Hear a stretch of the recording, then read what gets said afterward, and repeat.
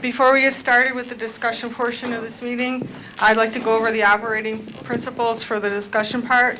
First is please be courteous. Please turn off your electronics. Please listen respectfully. One person talking at a time. Please raise your hand when you want to speak. Please state your name. We have a court recorder here tonight taking the minutes for the meeting, so we'll want to know who said what. So please state your name before you comment and give everyone a chance to comment. And items that we cannot address tonight will be put in the parking lot for future meetings. Is there anyone that would like to start the discussion? Ann. I have a question on Building 401. Okay, that was Ann Roberts for the court recorder. Sorry, yeah, I'm Ann Roberts. I have a question on Building 401, in that, could we just return to that slide on Building 401, where we had a breakdown of the use of Building 401? Do you have the number marked in your... Yeah. Yeah. I have a concern about the people who worked in that particular building, and could you just go through the different uses of the building with the time frames? The gentleman who gave us the presentation. That would be John. John, yes, sorry. Yeah. Yes, the time frame for radioactive storage in that building. It was, I don't have my notes in front of me. Feedback. 45 to 50, and then I think it was, Hold on a second, I'll bring them over. Yeah. I think during your talk, I got the impression that you said radioactive storage was after the boron 10 plant had closed down. Yeah, I don't want to misstate myself. Hang on.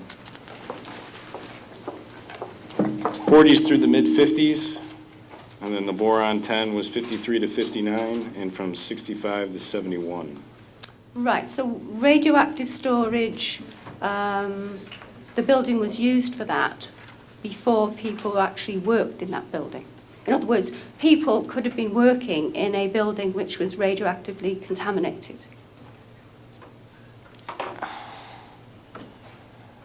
I guess that the potential probably existed back in the 40s and 50s. That could be correct.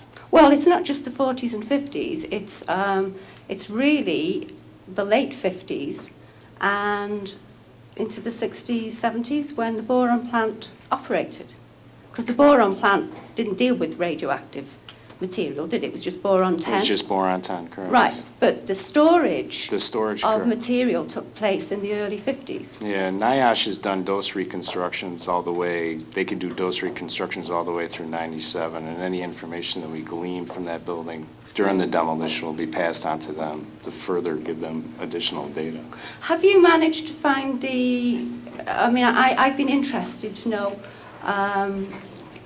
what data there is on the contamination that was in that building. And we're still trying to actually get that information. Well, you have the Bechtel report, which basically summarizes all the survey data that was found there and the decontamination right, but we don't efforts. have all of the references that go with that. Yeah, we don't have the most important one, which is the one for Building 401. You do have the Vicus report, which goes extensively through that. We have the Vicus report, but it doesn't. We don't have all of the appendices and references that go with that. With the Bechtel report? No, with the... The Vicus report is pretty extensive. It goes through how it outlined all the Building 401 and how it did the survey, and basically did 100% in the affected areas and about 25% in the areas that were unaffected. Right. I mean, the survey I looked at said that the building, they were not characterizing the building, they were just doing a survey to make sure, or to determine whether or not it could be released without restrictions. And the small amount of sampling that they did seemed to be detecting contamination which was not radium and uranium. They detected primarily, from what I know, was thorium. 230 was the primary. They had a couple exceedances of americium. Yeah. But thorium, I think, from my knowledge, is the primary driver within that building. Right. And that would have come from the KAPL waste? It is Which was stored- it's a potential, sure. The Right. contractor will analyze for plutonium in this building as they characterize it. It'll be part of their scope of work. They've been notified that capital waste was likely stored in this building, and they'll have to account for that. I think there's just some general concern because I really feel that there isn't the communication to actually tell people what the issues are. In other words, we're told it's a radiologically contaminated building, but we're not really given much data on that. The majority of the radiological contamination has been removed. They had lockers that they removed. SEC went in 96 and 97, removed a lot of the material, which was Were surveyed. these workers' lockers? I don't know exactly what the lockers were used for. But I suppose But- but that information has been passed to the people who are dealing with workers' claims? It should have been. It's been passed to NIOSH. Now NIOSH has this information. It's in that Bechtel report. We've talked to NIOSH and, based on the concerns that you've raised, and they have indicated to us they have all the data that they need to do dose reconstructions. They have a special exposure cohort that is identified for the earlier years. For anybody who's worked there, they do not have records for that time period, but they have a special exposure cohort, meaning that they prove that they worked there, that they will be compensated if they have one of the identified illnesses. And for later years, they've told us that they have the data that they need to do dose reconstructions through the full history of the Niagara Falls storage site. That is what NIOSH has told us. Okay. That was Dr. Karen Kyle. Thank you. Amy? Just to follow up on Building 401, I actually wrote a letter to Commander Sneed, I think back in February, requesting that that information be passed along to NIOSH. And I didn't get a response on that particular topic. So, if there is any documentation on the information provided to NIOSH, I'd appreciate it if that could be made available. With respect to the demolition plan for later this year, I apologize, I missed the slide presentation, but will there actually be a sampling plan, as part of the health and safety or whatever else for the building? And will the RAB and the public have an opportunity to look at it, a couple of weeks before the work starts? You will absolutely have 2 weeks before they even mobilize to the site to review the work plans, and it does include sampling and analysis plans. Okay, great. And we'll get one of those probably news from the Corps Yes. emails? Great, thank you. Okay. Next question? Yes, I'm sorry, could you state your name? Jerry Catalano. I'm going back to the gentleman who talked about the Lieutenant Porter School District there. One of your first statements, you mentioned there is some type of funding constraints. Is that from state? Is that from federal? Why are there constraints at a school especially when it should be a top priority? Yeah, Jerry, is this on, Marlene? You Can need hear to me? move closer to it a little bit. The funding constraints were relative to low in general. The FUDs, there's only certain money appropriated every year since the history of the low investigations. There were funding constraints, obviously, for Lewiston Porter, the school, but I was alluding to low in general. In that, we're looking at low piecemeal now as part of the management action plan, and reprioritizing those sites. The higher priority sites we'll take care of first with the first available funds. Does that answer your question? I guess that's not the answer I'm looking for, but I guess I have to deal with the question, with the answer you gave me. Okay, thank you. Bill? I can add to that possibly. For the school project, the sampling project, the issue of impacts to the school was raised, I think in late '07 or early '08, and to the court, through the state of New York, and we were able to go and get additional funding specifically for the school project, over and above our normal allotment, if you will, or budget request for the site. So we were successful in bringing additional money into the district to do that sampling from the FUDS program. Let me follow up with that real quick. When you do these studies, at the Army Corps can do the studies on all the labs and all that stuff there, is there a third party that goes in there and can get samples also from the same samples you take and does their own studies also?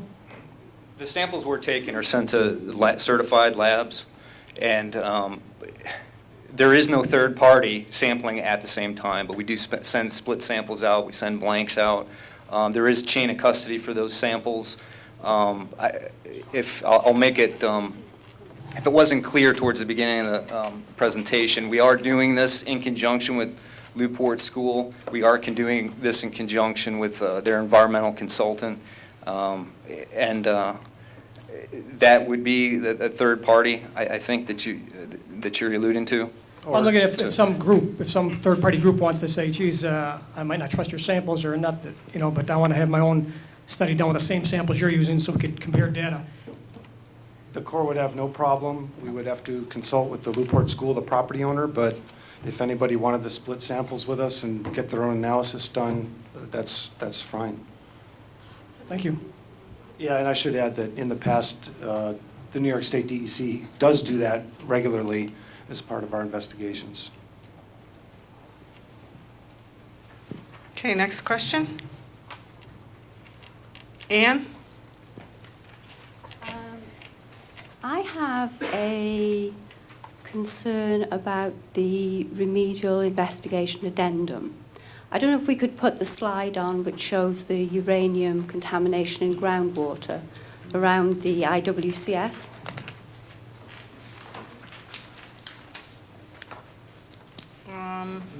It's There we go. That one? Yeah. Yeah, great, thank you. Looking at that particular slide, I can pick out where the R10 pile is, but I don't see that that actually accounts for the very high levels of uranium which are south of the IWCS. I've got concerns, in fact, I've spent a lot of time looking at what data there is from the Environmental Monitoring Programme, and at the end of the day, I've come to the conclusion that the IWCS is leaking. There appears to be radium showing up in the lower water-bearing zone, and the levels of uranium south in the upper water-bearing zone, to me, are more suggestive of leakage rather than pre-existing contamination from the R10 pile. And I'm also concerned that where you show that uranium contamination moving along to the northeast along the pipeline, that there has been no investigation of the waterline, which is basically the path that thing is taking. You actually show some contamination in one of the sanitary sewers, which then heads north, but you don't follow the waterline in a northeasterly direction. And looking at the data from the RI, it seems to suggest that that waterline is contaminated, that it's acting as a preferential pathway. So I think I would feel a lot happier if somebody did some investigation on that pipeline. This is Bill Frederick. I can speak to the contamination. Bill, would you go to that microphone that's in the back in the center if you're not going to come to one at the table? I'll just lean over. Bill Frederick. Actually, one of the forensics things that we did, and we have an aerial photo analysis done. It's something that we have to probably get out, let the public know more about. And what it is, it allowed us to kind of take slides of the operations of the facility over time, which is a good thing. It kind of allows you to go have little aha moments along the way. And one of the things that we noticed around Building 409 at the very south end of the IWCS was that building is completely, and one of the slides, and I'm trying to remember what the year was, it's an early on year, like 40s through 50s, and that building is surrounded on three sides by very visible piles of material that are highly coincident with a lot of the groundwater impacts that we see out there. It's like a real telltale sign. You're looking at it going, oh my goodness, look at this. And so that's one of the things why I think we see the halo kind of around building, the old building 409 foundation, is there was almost like a U-shaped surrounding of the building by waste materials. They had stored materials out there for a period of time, and then at some point in time, they moved them. Relative to the pipeline, we have built well OW11A, Michelle? 11B. Thank you. Up in that, I guess if you want to call it that, northeast arm of that plume. And what we did is we actually used pipeline contaminations to kind of connect the plume with an assumption of we thought at first there might be some pipeline migration issues. Some of when we started looking at some of the data, we started thinking, well, maybe they're not quite connected. And so probably what the renderings we're going to have in the future will be more of a plume condition in the south. But you And- haven't looked at the water line. You've Did- looked Did at we the take water sanitary line? sewer. That was a pressurized line, right? And so was there bedding on that pressurized line? I can't remember. Did they take there was no bedding on it? Was that one of the concrete encased one? So it was concrete encased in clay. So there Have was. you excavated to look at that? Because there Yeah. seemed to be a Yeah. variety of water lines. Some were actually had bedding, some didn't. I Yeah, think what it makes me actually- suspicious is the number of samples where there is contamination showing up in the wells near that water line. I mean, there's also, like, we have to look at things like that. We have to look at things like operational corridors and roads and stuff like that were used on site. That's what we were trying to do with the aerial photo analysis. Why are we finding little spots here and there? If we look at the water lines and we're like, God, these water lines are really, they're like pipes encased in concrete, like poured concrete. Not always. Not always, but I think the large majority is really. Right, but looking at that and the lack of investigation on that water line, when you have, I mean, you're showing it as if the contamination is spreading along the Yeah. sewer line. Yeah, we which did. it is. We did that but- conservatively, just because that connects the dots using Right, but the you data haven't from the sampled lines. further over to the east. Yeah, So the but, water you know, line- the more you take a look at the data and the more you take a look at the surrounding information, both in the RI, That's you- what I'm you're looking having a at, head- and that's why I'm concerned. Yeah, you're having a head-scratching moment, and that's okay. No, I'm not having Because- a head-scratching moment. I am thinking that the water line is contaminated and you haven't actually investigated it. Inside the line itself? Yeah. Did we investigate those lines themselves? Michelle, you Not the need the water line. mic if you're going to. I was just going to say, no, we did not investigate the water line as part of the remedial investigation, and the reason we didn't is because of the use of the line. We focus more on the waste lines, like the sanitary sewer and the Right. acid line. Right, because it was a pressurized line and during use and everything like that. Is that a cap line now, or no? Mike? Sorry. You're talking the water line. 42-inch in the intake line? Is that the one you're focusing on? It would originally have come from there, but it's further on and it feeds into that set of pipelines that go north. But considering how close it passes to the IWCS, I would have thought that would be a priority to look at, because that heads up north.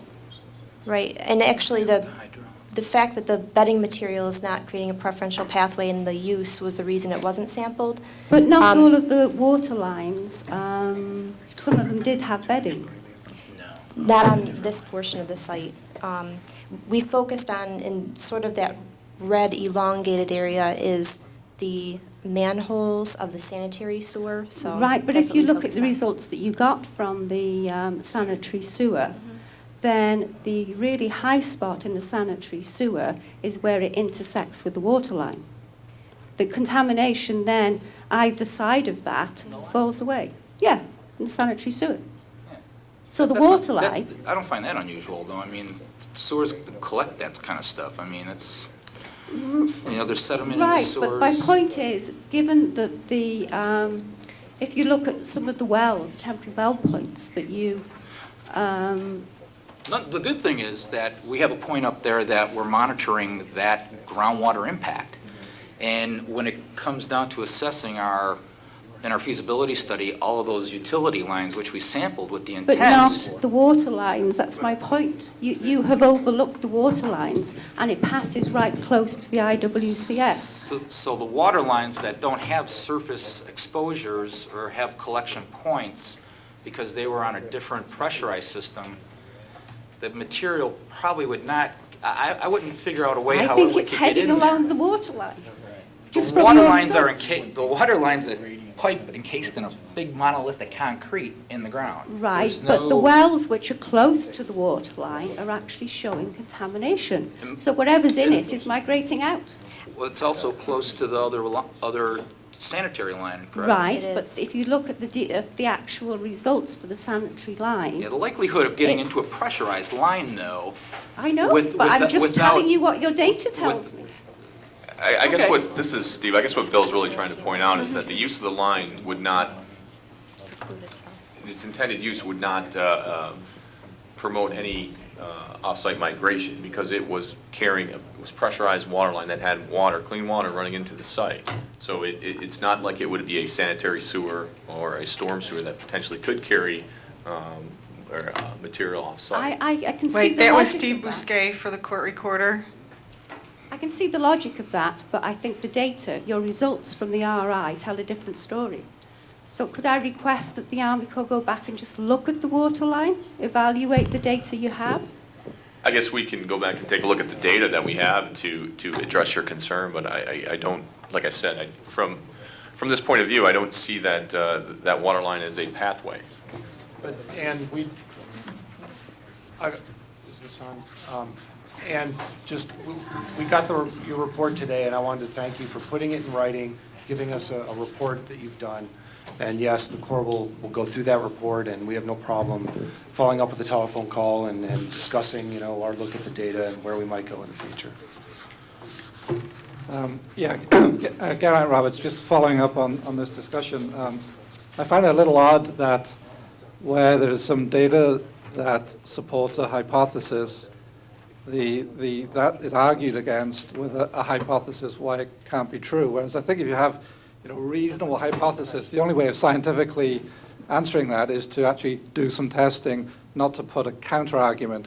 Because this whole process is not about point and counterpoint, it's about protecting the citizens of this environment. So I think if you have a reasonable hypothesis, your data is showing this, you say, well, it's pressurized and this, that, and the other. Well, is it pressurized today? I don't know. Is it a hole in the concrete? Is it leaking? Who knows? I don't think anyone's been inside that pipe to check. So don't counter a hypothesis with another hypothesis. Please counter it with data that is transparent to everyone. And I guess I'll just close with the purpose of the RI is not the last data collection and then the Corps walks away. It's to collect enough data to conduct the feasibility study. And so what I'm trying to say is this is not the end of data collection. It's not trying to put to rest forever an issue. It's the purpose of the RI was to get enough data to go into looking at alternatives for cleaning up the site, not to walk away and do nothing in the future. Okay, I need to remind everybody to please state your name before you speak. Yeah, this is Bill Frederick again. Honestly, those lines have enough impact that they'll be eyeballed in the FS. Thank you, Bill. Next question. And Amy. Just adding to that topic, we do have residents here tonight who live along a pipeline which the town of Lewiston tied into between Lower River Road and the Low site. And that was a water intake line, and that shouldn't have had anything but fresh water in there. But the finding, what was it, back in the late 70s or whenever the town went to tie into the end of that pipeline, they found that there had been hazardous waste pumped into it. So in this community, we're particularly questioning uses of pipelines and expectations, what we will and won't find until we actually have the hard data. Thanks. Okay. Yes, please state your name.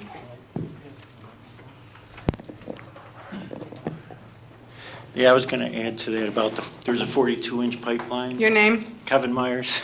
I live on Pletcher Road.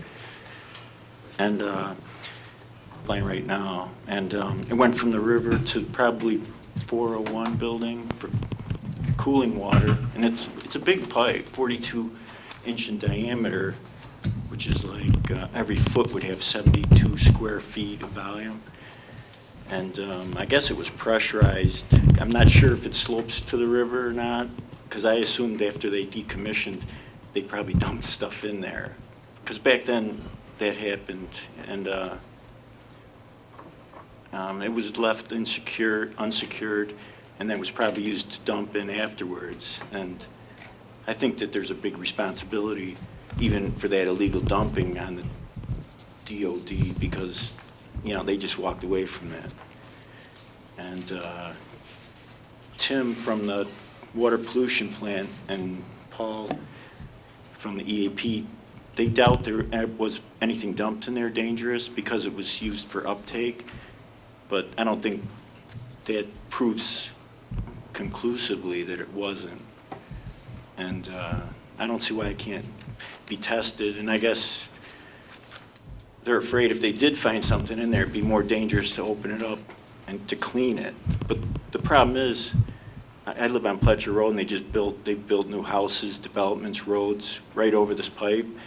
And next to my house, there's now a water retention pond, which, it's fairly deep. So there's possibly pathways now, and also to people's houses, water lines. And I think there's evidence that it should be looked into. And the report that Amy talked about was by Kriebel Associates.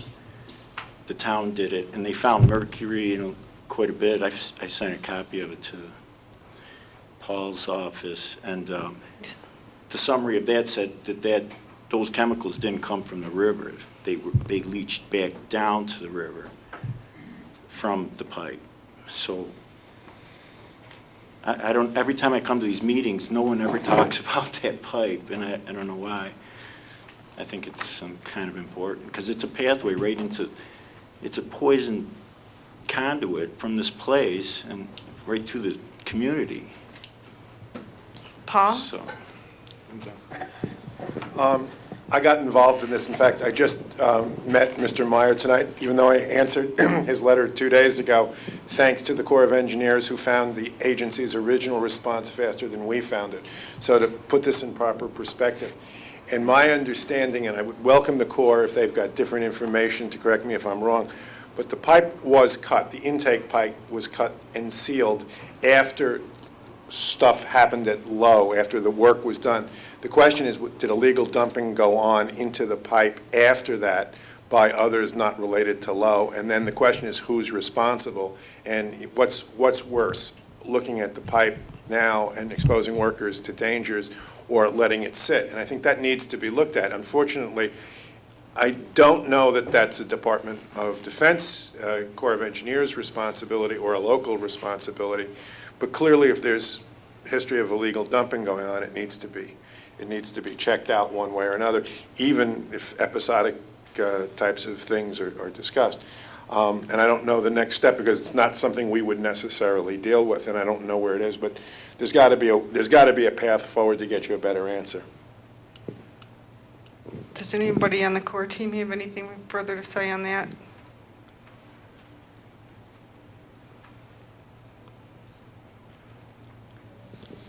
Okay. Next question.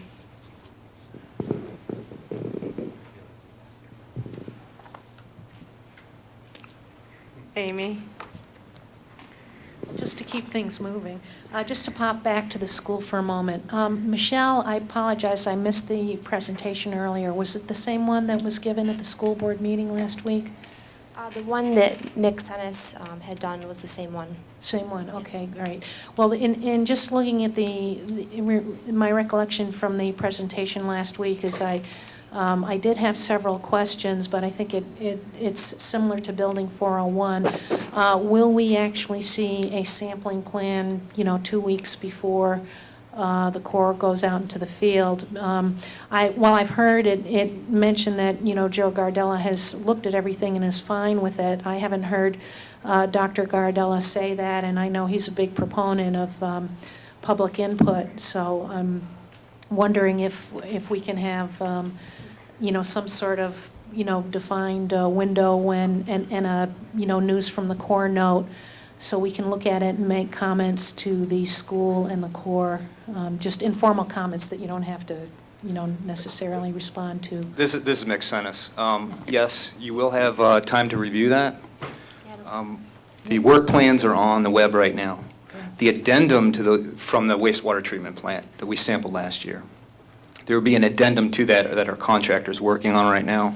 We expect those within, say, 2 weeks. So you're doing this under the Lewiston wastewater treatment plant project is how you're rolling in the school sampling? The work plans, health and safety plan, all the standard regulations that we need to abide by. Right. We will produce an addendum, really is what you want to look at, where we're sampling, how we're sampling. Very specific to Newport, that's what we're doing. Okay. And we will put those on the web. Okay. You'll have at least 2 weeks to go ahead and review those. We don't plan on sampling until late July or August. Does that answer your question? Yes, it does. The only thing I would add, only because I've mentioned it in previous years, that as long as we have 2,000 curies of radium-226 sitting in the Niagara Falls storage site, I think every parent in this community would like to see deep and shallow groundwater monitoring wells between that southwest drainage ditch and the school property, unless and until we can prove beyond the shadow of a doubt that we've got a monitoring system in place that is absolutely foolproof, and that there's nothing that could conceivably, slip past any of the wells that are in surveillance right now. Thank you. Thank you, Amy. Paul? The water line, put that on EPA's to-do list. Talking with Mr. Myers here, there may be some things we can look at and at least identify another path forward. So give that one to us.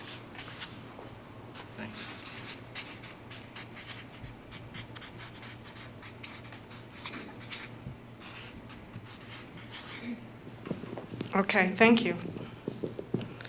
Additional questions? Ann Roberts. I had a question, or a couple of questions, relating to the RI addendum. I was quite disappointed, really, that the public were not asked for input into the sampling plan for the RI addendum, as you're probably well aware.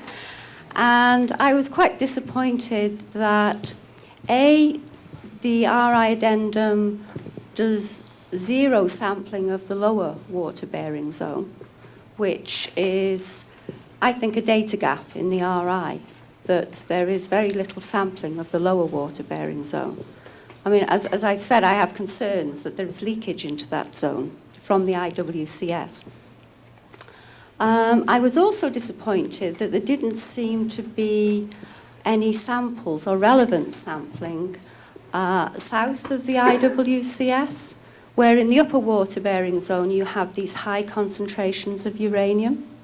And I know we've talked about the explanation of storage in that area, but that area was supposed to have been cleaned up before the IWCS was created. So there are records, documents to say it was cleaned. So I'm just wondering why there wasn't some sampling south to try and determine whether the uranium contamination in that area, either it's coming from the IWCS or it's pre-existing. I don't believe it's pre-existing, but I don't see any sampling to try and prove or disprove that. I can address that. Can everybody hear? Michelle Barker? Sorry. Thanks. I'm just making sure I get everything in for your comments here. The first is the work plans. When we started the remedial investigation, we developed an extensive amount of work plans, both site safety and health plans and sampling plans. For the RAR addendum, our strategies, our sampling techniques were similar to what we use for the RI. The actual sample locations we identified in the work plan ended up being changed in the field, and the reason is that we sort of took an approach to this field effort as we have a general feel for the areas of interest, which we highlighted in June at the public workshop. When we got out there, we sort of let the field results speak for themselves, and we adjusted the locations based on preliminary data we received to make sure that we sort of worked in a real-time mode. So how we did that is we had some quick turnaround analysis for uranium, which is one of the indicators that we were looking for. We also had field screening results, so we sort of let them guide us to where these well locations should be. So it was sort of a different approach than we've taken in the past, and I'm not sure, even with our input for the work plan, that it really could have resulted in what ended up happening in the field, and I think we intended on that to begin with. The second item you mentioned is the lower water-bearing zone. We did extensive sampling of the lower water-bearing zone during the remedial investigation. One of the recent additions in 2008 to the environmental surveillance program was we did add a deep well that's immediately down gradient of the cell. So that'll be part of the upcoming results is shown as a better protective measure. The south of the IWCS, we did add a well south of the IWCS during the remedial investigation addendum. We located it in an area that was sparse in shallow coverage for that lower portion of the cell. So we made sure that there was sufficient coverage throughout the southern half. We located that immediately south of the cell to be a best indicator of any kind of cell breach or integrity issues.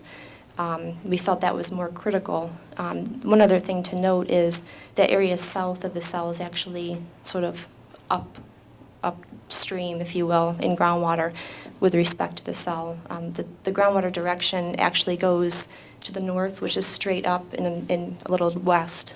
So I understand that is an area where the clay cutoff wall had an increased amount of sand lenses and therefore a potential vulnerability specifically in that area. So we tried to look at where those sand lenses may be and make sure that there's adequate coverage in the southern end. I hear what you're saying, but I think what concerns me is that there is an assumption that the high levels of uranium that you're showing in red on the diagram are caused by pre-existing contamination.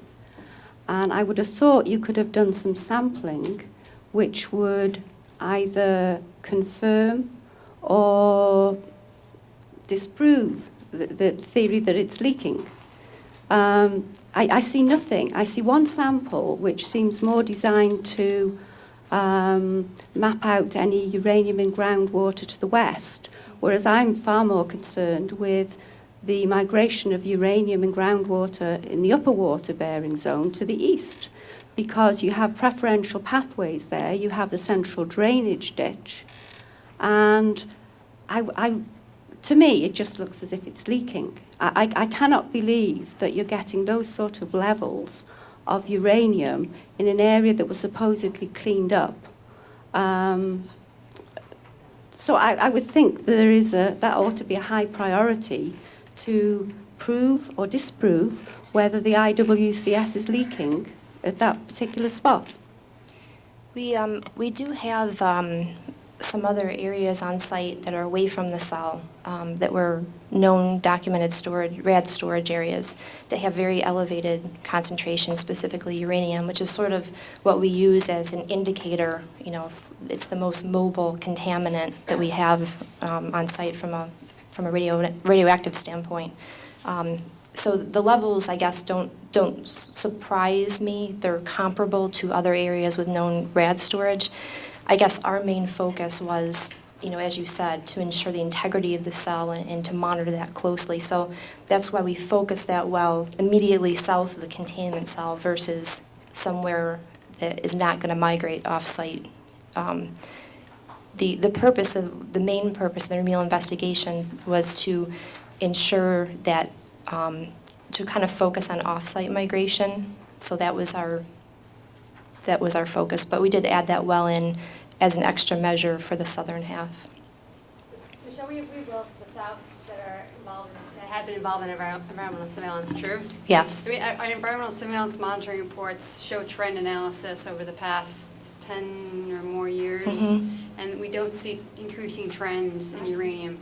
So I do. I've been through all of the environmental monitoring reports, and I find it highly, well, odd that a detection of radium in the lower water-bearing zone to the level of 5 picocuries, thereafter the DOE stopped measuring the lower water-bearing zone.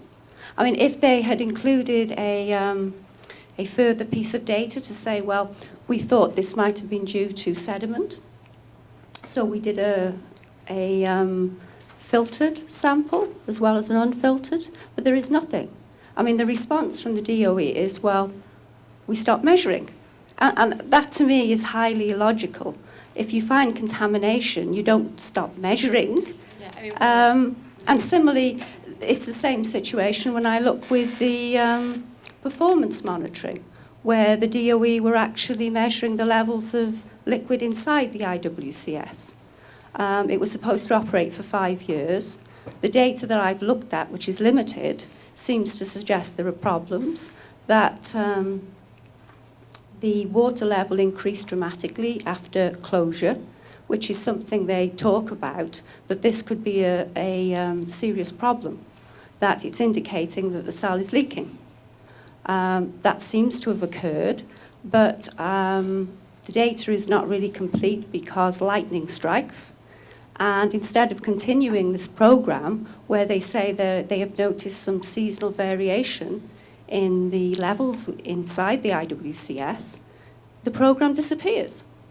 I mean, we don't necessarily agree with what the DOE decided to do about continuing or not continuing certain wells in the program, and that's why in the last couple of years, after we evaluated our own remedial investigation data, we reevaluated our entire monitoring program and we added some wells back into the program. So. Right, but you've only just recently added one well that monitors the lower water-bearing zone.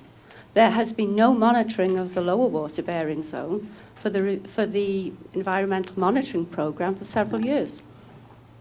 And I think one of the reasons for that might be that we did extensive monitoring of the lower water-bearing zone during the remedial investigation up until even 2003, I think is where we. So with our environmental surveillance program, we're sort of monitoring the worst areas or the areas that are most vulnerable to focus on. So, you know, the first sort of indicator would be that 4B well, which is, you know, right immediately down gradient of it. So.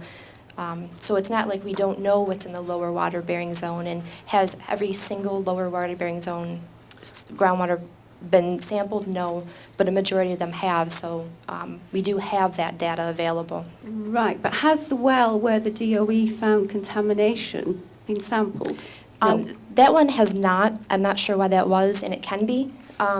As we talked before, that radium result was actually an unfiltered, and a lot of times, you know, radium like soil. So if a sample, you know, was mixed, or, you know, as far as sampling, if they baled it, then it will be turbid, and you might see some radium. Unfortunately, as you pointed out, they didn't have a filtered sample to accompany that to show that that is why it was what it was. But we're certainly open to looking at that if that's a concern. Thank you. Michelle, is that something I should put in the action items? It's OW15B, OW15B, OW15A, sorry. 15A. Yeah. And we're going to resample or? Yeah, look at resampling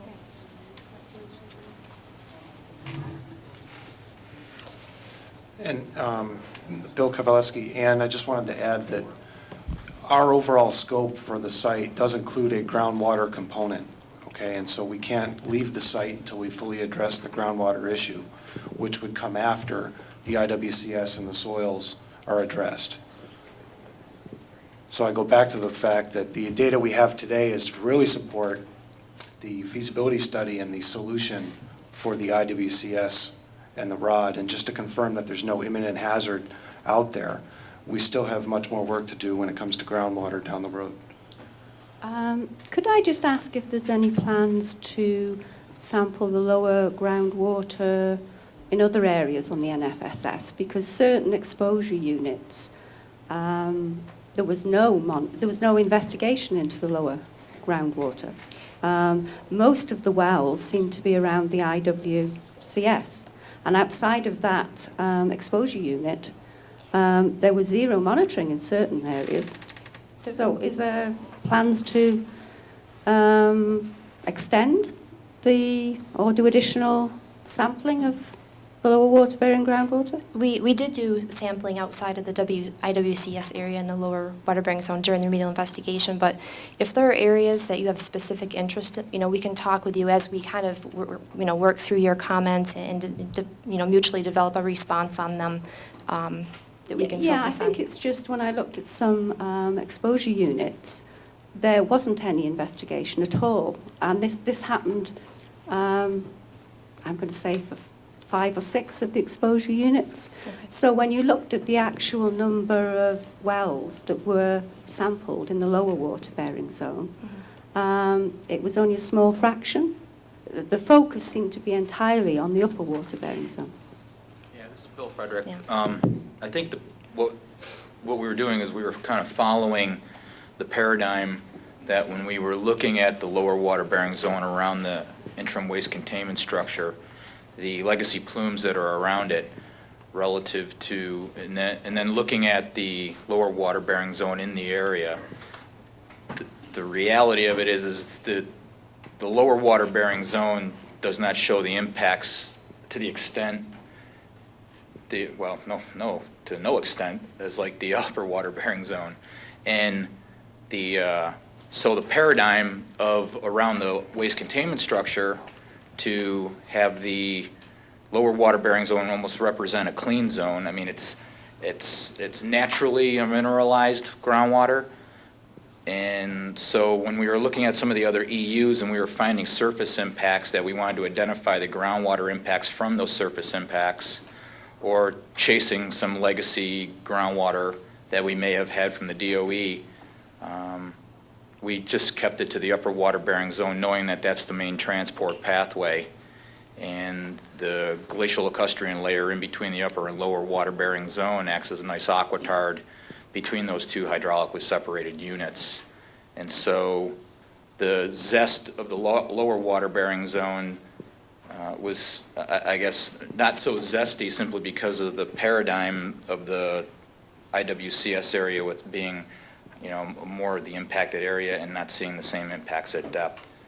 So, and then there's a pathway component too when you're looking at the pathway down to the lower water-bearing zone. The glacial lacustrine layer, maintains a good, deadens the interconnectedness of those two units. So the migration, even a vertical migration between those two units, maybe in certain areas of the site that vertical migration is more robust than other areas, that package of clay in between the two units basically adds as a perching zone for the upper water-bearing zone. So, I mean, that doesn't mean we can't, that's the reason behind just the thought process. That's why probably if you want to consider the lower water-bearing zone not getting its due, that was the thought process. So, just to explain the thought. Okay, Bill, for those that are not as familiar as others with the upper and the lower water bearing zone thing, when you talked about the aquitard, could you explain to them what that means as far as vertical migration? Yeah, if you think of if you think of a layer cake style structure, so if you have the upper water bearing zone is the top cake part of the layer cake, and then there's a clay zone that kind of lies in between the top part of the cake and a bottom part of the cake. So if you think of a frosting zone in between the upper part of the cake and the lower part of the cake, that frosting zone in that cake is a clay that inhibits the movement of water between those two units. And they respond hydraulically differently. Like during the dry season in the summer, the water levels in the upper water bearing zone go down, and where the upper water bearing zone are actually going up because of just the way the recharge cycles occur and show hydraulic separation. So it's kind of like a layer cake style, with one of those pieces of cake being But before over here, there's a question in this corner of the room. Could you state your name, please? Vincent Agnello, resident in Town of Porter. I would like to make an observation and then two questions. I've been coming to these meetings for approximately 2 years plus. The RAB has been disbanded, and these quarterly meetings are supposed to be for citizen input in lieu of this citizens RAB. And watching the discussion today for 45 minutes or so on this pipe and whether or not there's contamination here shows that this process is totally flawed and it's a total failure.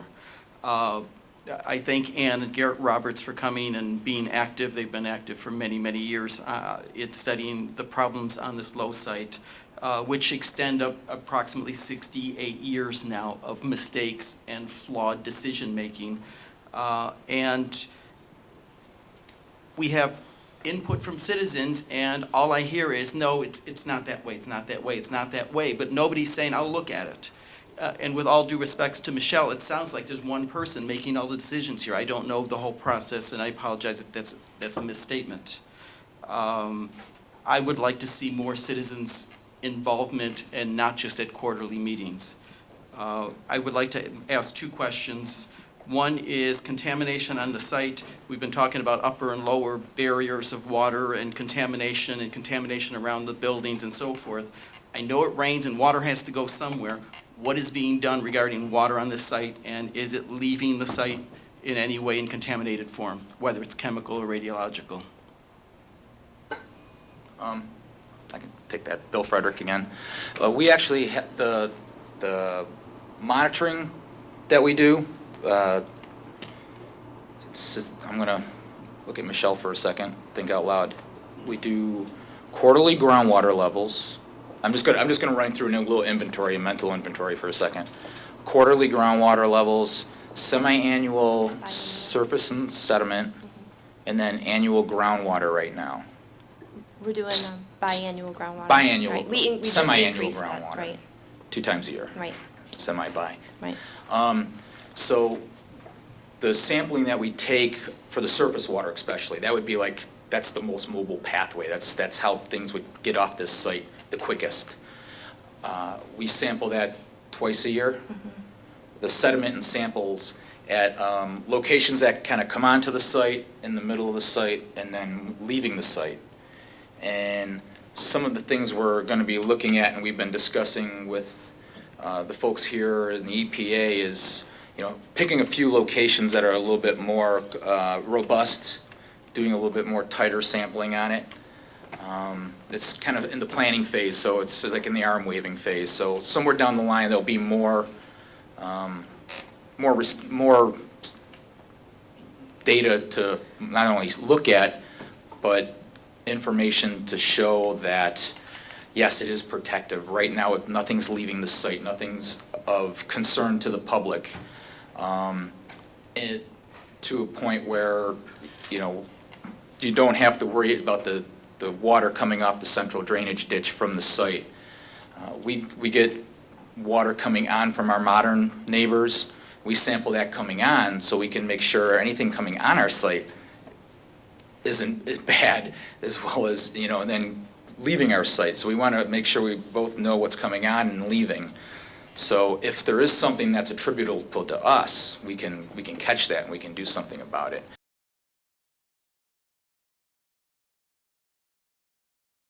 And uranium's a little more mobile, but it still has a tendency to be like, the soil acts like a sponge, so it doesn't allow the water can move faster than the contaminants can move. So am I answering your question, is it safe? I believe it's not a safety concern to the residents of the area based upon the numbers that I see. I mean, these numbers are pretty low. Is it something that you want to leave there forever? Of course not. Yeah, I mean, all of our years of environmental monitoring, surveillance reports are on the web, and they show that there's nothing leaving the site that's an issue. And surface water, that we've been monitoring since 1997, 98. So there's, yeah. I mean, that was the purpose of building the cap, was to contain it. And as Mr. Giordano said from the EPA, I mean, the cap is working today. It's keeping things there. And the reason actually to answer your earlier question, the reason we're deferring to Michelle has been the project engineer on the project for 10 years. So she's the one that has all the facts and figures about the sampling in the top of her head. So, but we work as a team to make decisions on sampling. And just the fact that we did the remedial investigation addendum was to address all of the comments that we got from the public, from the RAB group, from all stakeholders. And so we listened to the comments. We took action. We're trying to address the concerns by doing further sampling and evaluations. And as Bill's also stated, that we are moving forward with the feasibility study. We're looking at all options are on the table right now to look at how to address the residues underneath the IWCS, from full removal, to variations of that. So we're trying to make sure that it will remain protective of human health and the environment for years to come. So we're trying to be responsive to your concerns. Paul Giordino? I'd like to shift gears slightly because there was one other concern that was raised this afternoon, and actually has been raised by some of the citizens I was talking with, and I'd sort of like to just get it started now and rolling. The history of the site shows that the Department of Energy at one point had a piezometric reading of water levels in the actual building where the K65 wastes are. And we've talked about it with the Corps. It appears that it was in place, it was working, and then it stopped working, struck by lightning or something, and then there is some reference that it might have been repaired. And the question that I think we need to say is and I phrase this question, we'd all be a lot better off if we knew what the water level in the building was and in the IWCS was. But from an EPA perspective, it's probably a very bad idea to try to do something heroic, like set up something that could jeopardize the clay cover, and then you'd have a lot of radon coming off when you don't. The question I have is, what do we know really about the piezometer that's there? Is it usable? If it's not usable, and as I now recollect after hearing today's thing, was it really installed more to worry about the water from the actual waste that was in there that was, had some degree of water? What were they measuring? And if you could find the records and we can figure out, is there a smarter way or is there an existing way to understand water levels that might be occurring until such time as we actually can get the waste out of here? That's what I think we need to do. And Bill, am I phrasing that what you want? Yeah. I think that's what we really want to do. It's EPA's position that cap seems to be working just fine to keep the radon in, and by far the radon is a serious environmental pathway that we want to control. So we're not about ready to approve any kind of change that would drive something in, but if there's some way we can figure it out, there's some existing way, we'd certainly like to relook at that, and relook at that relatively quickly. And I would just suggest maybe by the next quarterly meeting. And we have a little conference call set up in August, so even if we can get it sooner than that, that would be good. Okay. If I could do a follow-up question. Vince had one more question, and then the gentleman in the back. Okay. My second question, and maybe this could be referred to Paul Giordino. In the past, there's been question about a disaster plan for this community if there's a breach of the IWCS, and BP is proof that a worst-case scenario does happen. And today, we did have an earthquake just north of Ottawa, I believe it was. So earthquakes do happen. Is the EPA, will the EPA or will somebody in this room here work on a disaster plan for this area? Well, Or should I just move out of the community? Because I'm sorry I ever moved in. Well, you're asking a question that isn't EPA's responsibility, but I'm sure I can turn that over to the other people who have some responsibility for it. And we actually have discussed this, EPA has discussed this with the Corps, and our concerns are, and I don't want to go into too much detail to bore you, but if something were to be left on site for a long period of time, we no longer want people to look at risk. We want people to look at it in a deterministic fashion. And I used Yucca Mountain in my speech as a thing. Assume there will be an earthquake. Assume there will be a tornado. Assume all of these things can happen over a finite period of time, and then determine what you have to do to mitigate that as best as you can using engineering barriers or whatever. Now, I'm going to comment very carefully here. I am aware that Department of Energy-owned facilities, which this is, and those that are tended to by those who handle that, are responsible for these kinds of issues. And that's obviously following 9/11. I know something about that, considering where my office is. I know that the Corps is addressing that, okay? It's also a function of what the state does. There's a state emergency management office that does that. And they're required to look at it such that they postulate what's the worst thing that can happen and have mitigation techniques for it. And I've addressed that. So it's also because of some national security issues, not something that because in the short term, if somebody actually took an action against the site, maybe it is, that might have more problems than, if there's a 5.5 earthquake in Quebec. I didn't give you, there's a lot of scenarios that can happen. Right. And at Yucca Mountain, we even postulated that there would be, if anybody's been to this area of Nevada, you might chuckle, but what happens when the next glacier takes off the first 1,000 feet of soil? So, that's what was modeled into this. And, that's what we're sort of figuring. But it's really the responsibility through other areas, but it must be the Corps, and I know the Corps is looking at it. Thank you. Okay, there's a gentleman in the back with a blue shirt. Please state your name. I think Bill knows more about this than I do. Okay, Bill. Bill Kowaleski with the Corps, and I just wanted to add to Paul's statement that the bottom line, it is a DOE-owned facility. The Corps is the caretaker, and we've put a lot of serious work and effort into security and emergency response since 9/11, to include planning, to include working with the state and federal Department of Homeland Security, Department of Energy. And while Paul alluded to, we can't give out the combination to the bank vault, I want to reassure you that those discussions, those relationships, that planning has taken place. And, the Corps is ready 24/7 to respond and kick that off if needed, which did, by the way, occur today at a local level. Within about a minute of us shaking in our offices, this team was on the phone to the site caretakers and directed them to do a walk-around, a visual survey, a photographic survey, and make sure that there was nothing wrong. So that system does work, and I just want you to know that. Okay, gentleman in the back, please state your name. It's Ken Blursh, and I live over here on Riverwalk. I just bought a house out here about a year ago. This is my first meeting, and what I can see, we're damned if we do and damned if we don't. So we got to do something, so we all agree that something has to be done. I think you're playing with a hand grenade with the pin pulled out.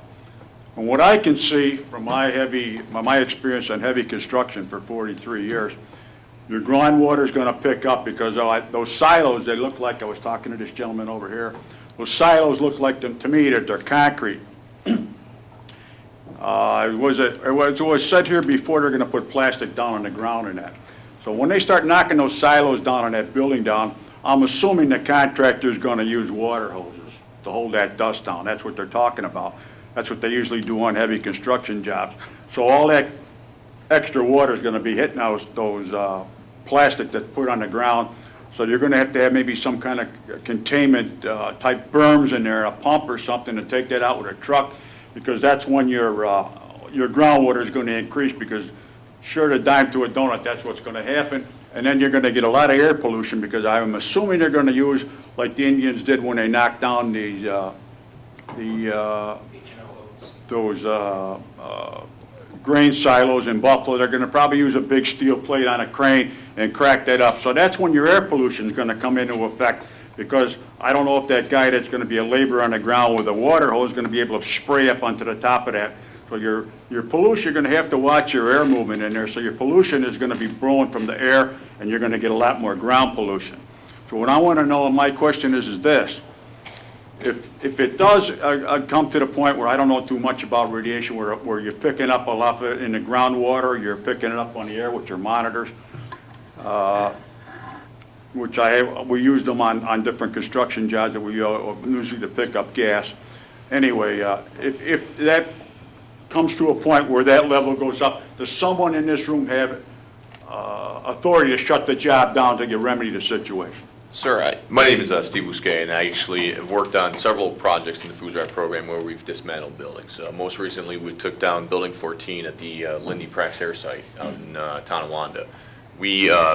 What we're talking about building is, there'll be a berm around that to capture any of the water that is run off to that. It'll be filtered, treated, and disposed of in accordance with state and federal regulations.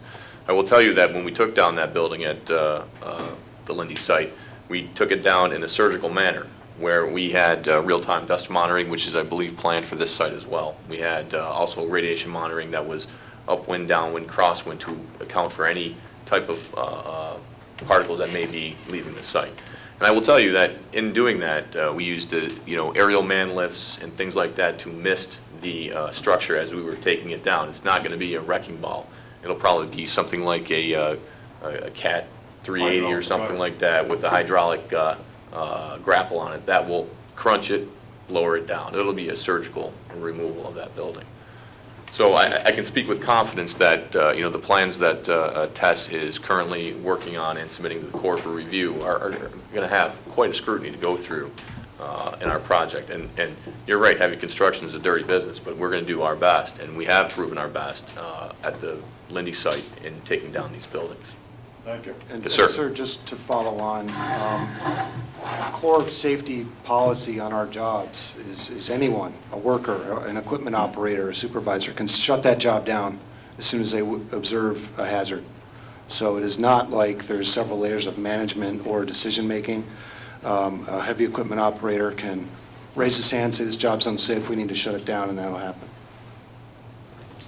I've worked those jobs before, yeah. Okay. I'll tell you, sir, that we've had those types of safety stand-downs where we've had an issue where we had a laborer or an operator, a union guy come up and say, you know what, I don't like the way this is going. I think we need to take a step back. And we have done that. We have done that. We will do that if that is the case. I promise you that. Okay. Okay, there's a question on this side of the room. Robert Giannetti, Village of Lewiston. Wait, can you get his mic a little louder? How's that? No? How's that? That's much better. Robert Giannetti, Village of Lewiston. I don't know if I'm entirely satisfied with the answer that was given to Mr. Agnello, and I would like to pursue specifically the catastrophic event question, and most especially in the light of what happened today. And I guess it's a twofold question. One, what is the biggest danger? And I don't want a qualified answer. If there is a ranking of these things, just give it forthrightly, please. What are the biggest dangers to this community from a catastrophic event? Are they seismic? Are they terrorist? What are they? And I think we have a right to know this, and it is reassuring that there are plans in place. But I guess we could start specifically with the seismic event. What is the effect of a seismic event that would affect the site in terms of, is it mostly a water event? Is it an airborne event? Is it both of those? This is a serious question, and I think it's brought into light by something that has happened today and something that has happened as far away in the Gulf of Mexico with an unforeseen consequence. So please try to address that in a way that a layman can understand this without undue qualification and in a forthright manner. Thank you. Just to put it into perspective, so we had a 5.5 magnitude earthquake in Ottawa. Ottawa is about 228 miles from us as the crow flies. The cap was designed by DOE to handle a 5.3 to a 5.8 magnitude epicentered here. We looked at the closest fault line, which is the Clarendon-Linden Fault in Attica. So that's sort of the design of the cell. At that level, what it does is they have the protective 3-foot clay cap that goes on top of the waste, and it forms a crack. It would form a crack. It doesn't crack into the waste itself. So from that standpoint, the biggest danger would be radon release. We do monitor radon as part of our environmental surveillance program. The terrorists, we've done studies. We've worked very closely with Homeland Security in developing scenarios. What could happen? If this happened, what would happen? From bombing to planes running into the cap, some kind of sort of maybe unrealistic looks at it. And obviously, we can't get into the specifics of it, but the one good thing about the placement of this waste is, so you have the waste stored in buildings that were originally part of the freshwater treatment plant at Low. The basements of them are 9 feet deep. So this waste is placed sort of 9 foot below ground surface. Then you have many feet, over 20 feet of contaminated waste and debris on top of that, with 3-foot compact clay on top of that and 18 inches of topsoil. So you see where I'm going as far as, the amount of, the amount of explosion or the amount of impact that it would take to get down to these residues. So I hope that helps. So I'm sorry, I don't know your name. I'm going to give it as soon as I got the mic in front of my mouth. It's Geraint Roberts. Thanks for the explanation, Michelle, in terms of the design for earthquake protection. I guess what I wanted to ask as a follow-up to that is, I can see how you can design something to withstand a certain level of event, in this case seismic. But I think as most people would be aware that whether it be this bottle, whether it be a vehicle, whether it be a clay cap, things age. So after 20, 30, 40 years of aging, what is the magnitude of a seismic event that can be tolerated, and has that been modeled? Typically there are multi-factors in aging. There's thermal aging, there's aging due to erosion, there's aging due to possible fissures or cracks in the system, and goodness knows what else. So how was that modeled, and over what time period was that resistance to a 5.3 to 5.8 seismic event, was that model covering over what time period? This was a Department of Energy assessment, and they looked out 1,000 years.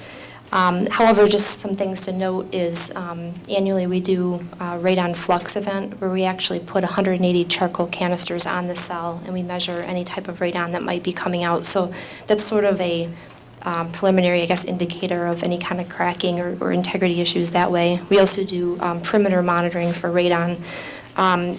The settling aspect, we recently, in 2009, did a topographic survey to measure the elevation of the cell.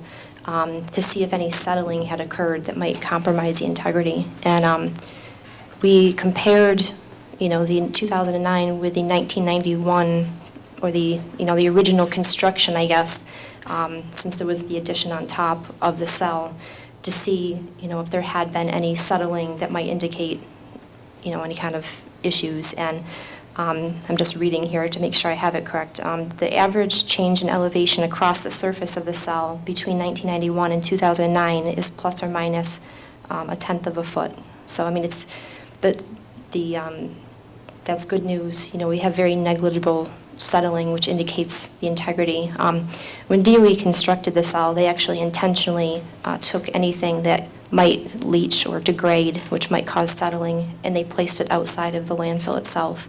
They didn't want to put anything in there that might encourage a settling. And so that's evident now today, so many years later, that it still shows it's, still is around as-built elevations. I think you'd agree, though, that most of those observations that have been made, for example, the dimensional aspect of settling, are really just sort of semi-qualitative assessments. I guess my point is, as anyone with more current experience validated the model that this thing would last and survive, a seismic event to the level that you indicated. I'm talking about a mathematical model that looks at multi-factors of stress. In a lot of deterioration situations in materials, such as polymers, for example, you can have mechanical stress, chemical stress, stress due to repeated expansion, contraction, moisture levels. There could be animals boring holes, all sorts of things. And the way to model that is using a multi-factor aging model. Has that been attempted? We actually, from the groundwater perspective, we have a three-dimensional numerical model that we looked at different sort of failure scenarios, and one being erosion of the cell or some kind of decay. We are in the feasibility study going to be focusing more on the integrity issues in looking further, into the future. Our first technical memo for the radon assessment is basically looking at the potential for radon to release under different scenarios for the IWCS, and the next one is the dose assessment. So I guess it's coming, would be my answer, that we're looking into. We've sort of ensured the current protectiveness of it, but we need to look into the future in looking at these alternatives. So. I don't wish to take up too much time. I just want to make a couple of quick comments on two earlier things that were said. One was Bill's analogy of the layer cake. And I guess for that analogy to hold, it would assume that the clay layer was completely perfect throughout the sort of area of consideration. I'm not a geologist, but I find it hard to believe that a clay layer can be completely intact 100%. Landfills, when they're designed these days, use other layers in addition to clay, and the clay landfills have been rejected as an imperfect design, so why would a geological clay layer be 100% intact? And the other point I wanted to make is, Karen, you mentioned, I think quite categorically on a number of occasions, nothing is migrating off the site, we feel it's safe. I think really, when someone makes such a categoric statement, you really have to say, within the scope of the tools that we're using, my professional opinion is that nothing is migrating. I don't think you can actually say categorically that nothing is leaking, especially when wells have been removed over various periods of time because they broke or they were hit by lightning. Thank you. Yeah, thank you, I appreciate that. You're right, I agree with that. We should be caveating with our current understanding and our current data. That's what we see in our current studies. But yeah, I appreciate that. I guess for the first half of your question, we have Don DeMarco here. He actually conducted the groundwater modeling for the IWCS and for the site. Hi, I'm just right behind you right here. My name is Don DeMarco, and I am a geologist, and I have studied the stratigraphy at the site in a fair amount of detail, both from the perspective of understanding the depositional sequence of events that led to the the sediments that have been observed, but also with respect to the hydraulic properties of the materials that are on site. And having worked on numerous sites, one advantage I found in studying this site is the amount of borehole information. And this led us, through hundreds of boreholes, we were able to confirm the lateral continuity of the glacial lacustrine clay, which is what we refer to it as. But that confirmed our understanding or expectation from a depositional point of view. And just very briefly, I'll mention that the glacial lacustrine clay layer was deposited by a glacial lake. That is basically a transgression of what we've referred to today as Lake Ontario. But at some point in the past, the water levels were much higher. And as Lake Ontario currently covers a wide area, the lake covered this entire area. So the depositional sediments that led to the clay are regional in nature. Unlike some of the sandlands deposits that we see in the the brown clay till, some of those which are their origin is traced back to glacial fluvial streams, which can be very localized and intermittent. The glacial lacustrine clay is regionally extensive. However, there is some variation in the thickness of the GLC. We refer to it in an abbreviated form as the GLC. There is some variability in the thickness of the GLC, but I don't recall exactly offhand, but I believe that the average thickness is something on the order of about 15 feet. With respect to the modeling, Michelle had hinted at the modeling, and we did, in addition to baseline modeling, that we're really focusing on groundwater here. I know a lot of the concerns with respect to emergency action plans or so on. A more imminent risk might be related to air, but we studied, using our groundwater model, we studied potential worst case scenarios and the impacts on groundwater contamination. And you had referred to degradation of various materials, and that you might be referring to concrete settling. And from our point of view as modelers, we look at the effect of any type of degradation on the increase in the hydraulic conductivity, or basically the permeability of whatever these substances, whether concrete or clay. And in our model, to account for this, we considered not only a baseline case, which is conservative parameters, our best estimate values, hydraulic values, these parameters, but then we also consider these worst case scenarios. And one of the worst case scenarios consider, well, what happens if we have an animal burrow through the cap? In essence, that translates into an increase in the hydraulic conductivity of the cap. The cap would then allow more recharge to penetrate through. We also considered, well, what happens if, unbeknownst to us at this point in our characterization, maybe there's a borehole that's penetrated multiple layers that we're unaware of. So we evaluated that hypothetical scenario and explored the impact on groundwater. But we also looked at earthquakes, and I will note that the earthquake today has actually been downgraded from a 5.5 to 5.0. So it seems to be just outside the range that the cap was designed for. Although, of course, that's with an epicenter right at the cap, and in this case, the earthquake was some distance. But nevertheless, we consider these scenarios, however hypothetical they may be, and investigate in advance what would be the effect. So I guess in follow-up to Michelle, I just wanted to kind of give you a broader overview of some of how we use the numerical modeling to evaluate some of these conditions that in essence really represent a deterioration in the cap. Just comment on that.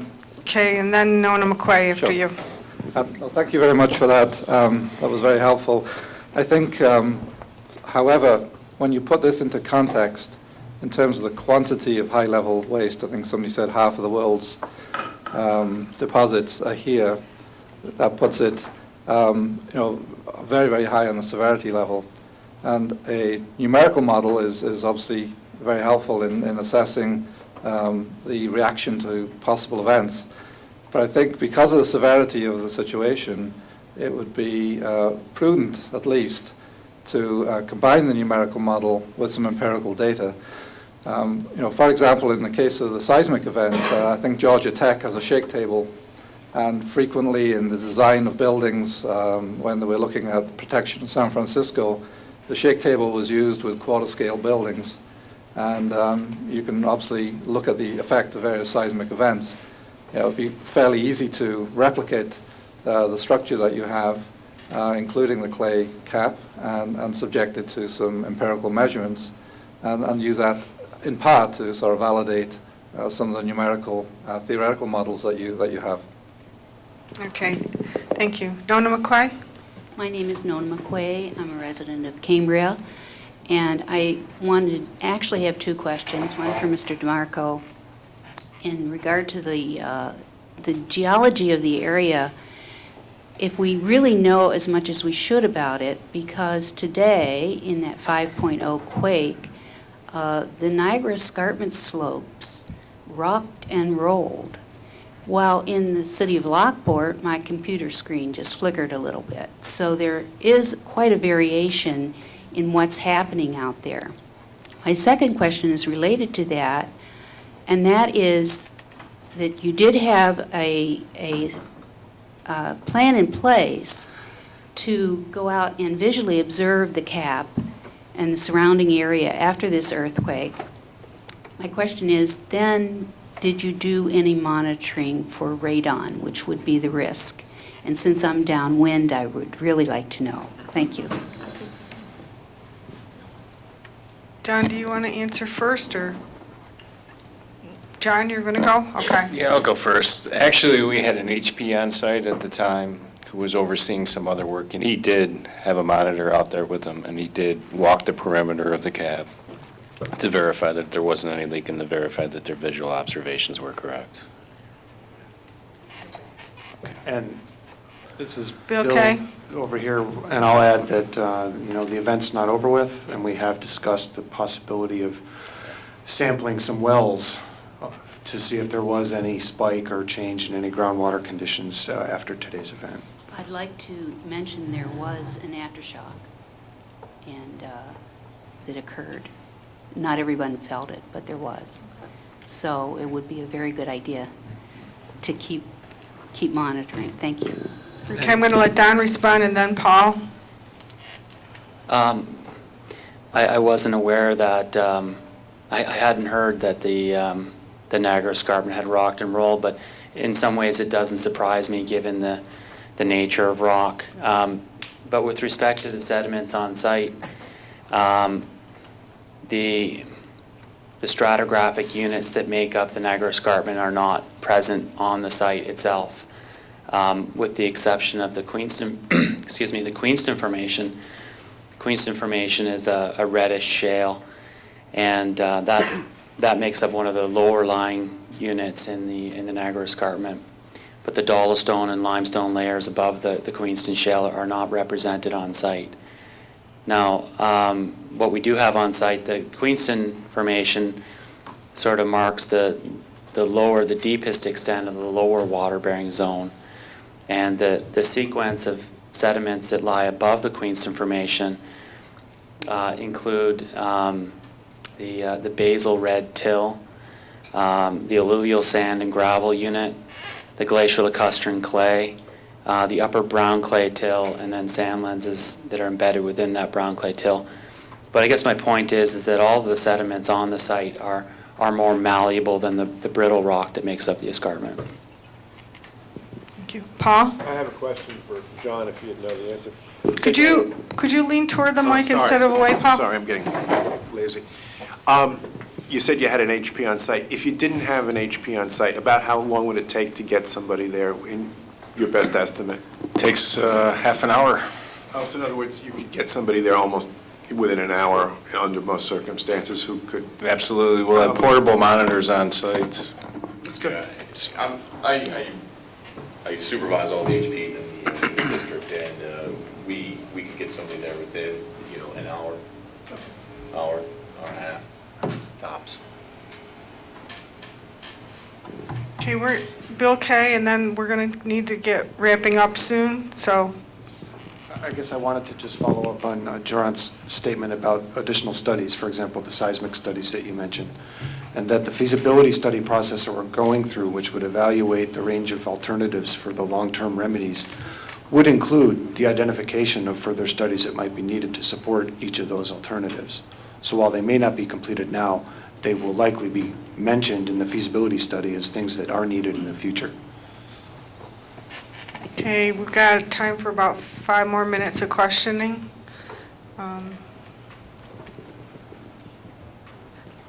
Anne?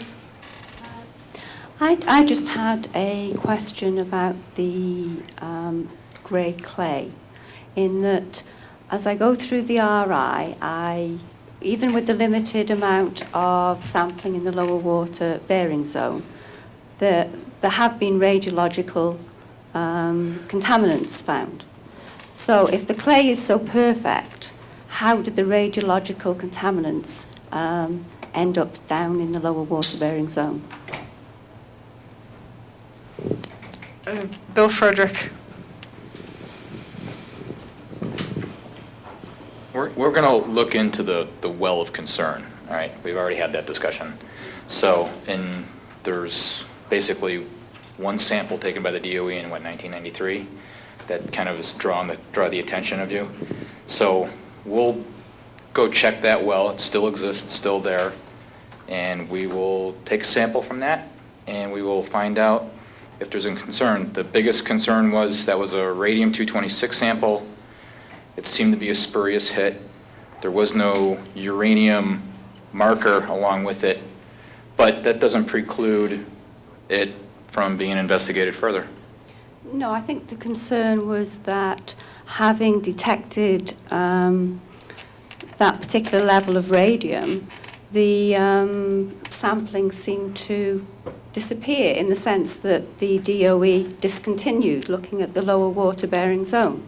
So having found that, I went back and looked at the amount of sampling that you'd done in the RI, and I was struck at how limited that was. But even so, in the RI, you do record the fact that contamination has been detected in the lower water bearing zone. Well, as far as I'm concerned, if the clay is so perfect, you shouldn't be detecting anything virtually, only naturally occurring materials. That's pretty much what we found, is naturally occurring ranges of data. The only thing I could think of is there might have been, there were obviously burial areas. There was also excavation done by Department of Energy on various portions of the site. They had lagoons in some places that may have caused some interaction, but those would be the things I could think of offhand. I actually have a homework assignment for Ann. Okay. Sounds good. Anne, you had it, or Amy, you have another question? Well, just a couple of comments. In answer to Vince Agnello's question, we don't have a stormwater retention program at the NFSS, so we don't have sampling on all of the stormwater leaving the site, so we really don't know how much contamination is leaving the site.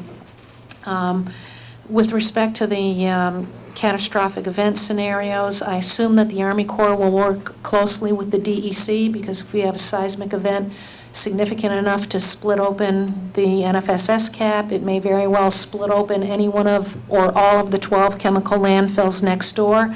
And how are we going to address emergency response for all of that, assuming that the NFSS would not be the only impact, in addition to all of the other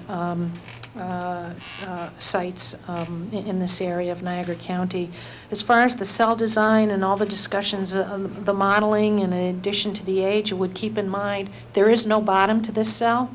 You know, the only thing that was constructed were the sides and the top, and patching up this World War era basement that the material was poured into. Thank you. Thank you, Amy. Any additional comments or questions from the audience or from the court team? Ann Roberts? Sorry to hog the microphone, but I just wanted to make a request that I was quite disappointed that we are having a discussion on the RI addendum when we are unable to obtain all the data from the results that you have. So it would have been, I think, more beneficial to the community to have the data before we actually have the discussion of the RI addendum so that we could have some more meaningful input. I think, to me, the data is very important so that we can actually make the greatest contribution that we could. I know we've submitted some of the data. Obviously, our data has to go through a validation process to ensure the quality. So definitely, as soon as it's validated, we will post that to the website. This was sort of an introduction, I guess, to the addendum. It wasn't really the full meeting. So there will be a meeting, after this, where we talk about the conclusions and everything, and you'll have the data definitely by then. So. Paul? I just want to note, there's a person here that should be noted, and that's Bill Nowak from State Senator Thompson's office. And Bill has been interested in a lot of the FOOSRAP issues. His office has talked, I think, at length with Mike Bazile of my staff, and actually today we met on a related issue to this. So I just want people to realize that Bill is here and, attending the meeting and talking, and I think the citizens should realize, if they don't know who he is, they should realize he's here, and there is,